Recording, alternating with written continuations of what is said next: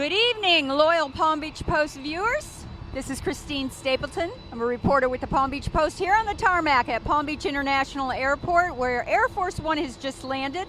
I'm here with the Palm Beach Post team tarmac, ace videographer Thomas Cordy, and political editor Antonio Fins. Antonio, give us a take on what we're looking at this weekend. Well, it's his 30th visit to Palm Beach since he became our 45th president back in January of 2017. This one's going to be an interesting weekend because it's the first time since he's been president that he comes here without some sort of investigation or impeachment trial hanging over him. But at the same time, he shows up amid a lot of political infighting and sniping and fighting. A lot of it has to do with the politics of the 2020 election. In particular, two instances about this time last week, the ouster of two witnesses that had played major roles in the impeachment trial elicited a big backlash. And then this week, his insertion into the whole issue with the Roger Stone sentencing, which then forced the Attorney General yesterday to criticize the president's tweeting. So quite a bit happening on the political front. Back to you. Yeah, and we've also got some action this weekend. Not only on the golf course is that expected, but there is a very big fundraiser tomorrow night. It's supposed to be at billionaire Nelson Peltz's estate, which is north end of the island, a few miles north of Mar-a-Lago. So we're expecting a lot of really big-name Republicans to be in town for that. Also, the president is leaving early. Normally on President's Day weekend, he stays all 3 days, but he's heading out on Sunday a little early to go to Daytona 500.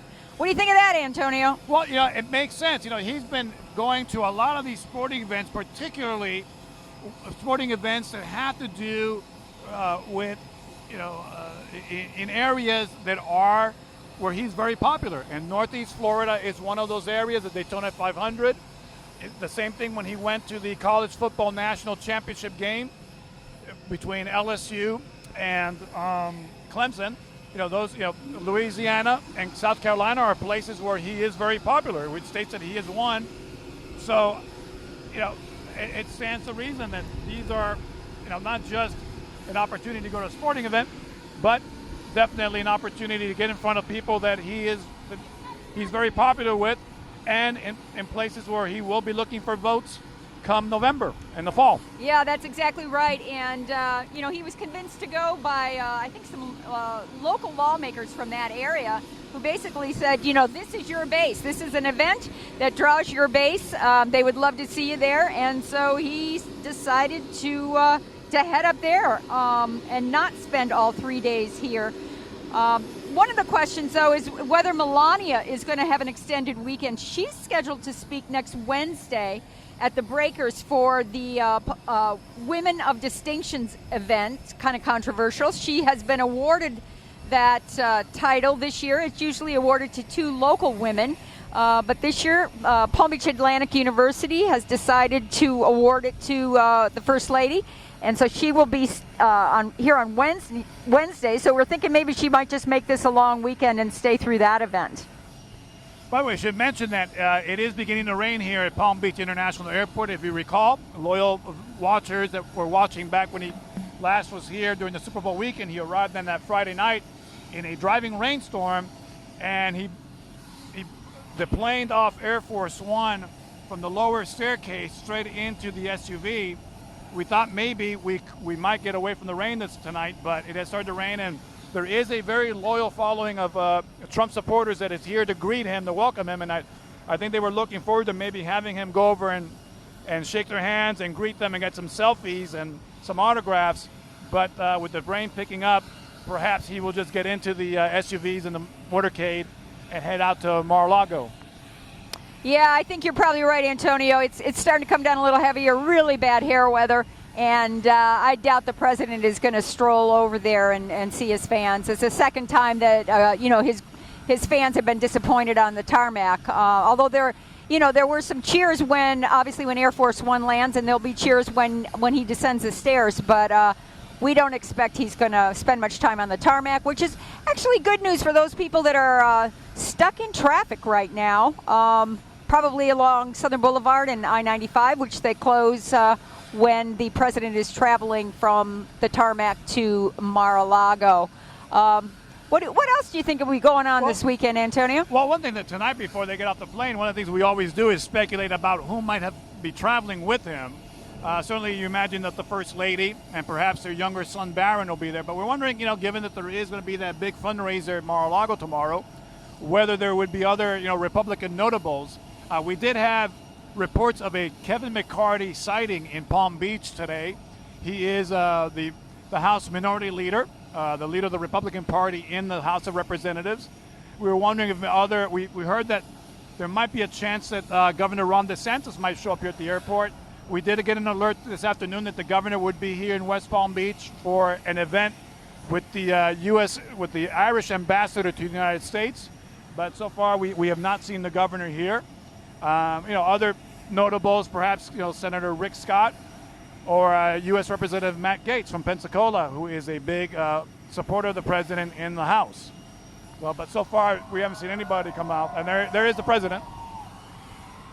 All right, there's the president. He's waving to the crowd. First Lady Melania is in a sleeveless black dress with with a red, either a red skirt or a red hem for Valentine's Day. The president has a red tie also for Valentine's Day, although he wears that all the time. And let's see who else is deplaning. No one else yet. And we should tell our listeners, our faithful watchers here, that we are a little bit too far away to ask what he got her for Valentine's, but perhaps if he comes closer. Well, it's probably a card, because he seems to like to get cards for her for the holidays, and that's what we've been told. Trying to see who else is coming down here. That cheer you hear in the background is the president obviously waving to his supporters. He went to the front of the SUV, but appears to be boarding now. So. Not sure who that is. There's a young woman, long blonde hair, who's also getting into the vehicle. No. I thought it might be Ivanka, but no, that's probably I one of the White House staff persons. That might be a staffer. Away. Although she did come down the main staircase. Well, she actually had come out the back of the plane and got back on, and then came out this way. Perhaps they forgot something or left something on board, but she appears to be with the White House staff. She's getting into one of the vans back there. Okay. And the motorcade is starting to roll out here. Yeah, we didn't really get a chance to see any other notables, but we are going to be staking out Palm Beach tomorrow to see if we can find out who's in town. We do expect some of the top Republican donors and some of the top Republican politicians are going to be showing up this weekend in Palm Beach. Well, let's take a moment here to remind our viewers that we will be covering the President's Day wall to wall. We'll have reporters in the press pool, so they'll be reporting constantly throughout the day on Saturday and Sunday before the President leaves for Daytona. That's right, Antonio, and I have a story that's going to be running also on how Mar-a-Lago is being used for political fundraisers now. So you can check that out. It's online right now, but you can read it in the Palm Beach Post on Sunday. The motorcade is now rolling out, and we are about to sign off here. Antonio, got any final thoughts? No, it should be kind of an interesting weekend. He has been extremely active on Twitter, a lot to say, and generally speaking, when he's here, particularly on the Saturdays and Sundays, he tends to be a little bit more reserved. I don't think that will be the case this weekend. Yeah, I think he might let loose this weekend on Twitter. So everybody keep your computers on and, check out PalmBeachPost.com. We'll let you know what's going on. Thanks for watching, and we will be here next time the president comes to visit Palm Beach. Thanks so much for watching. Bye-bye.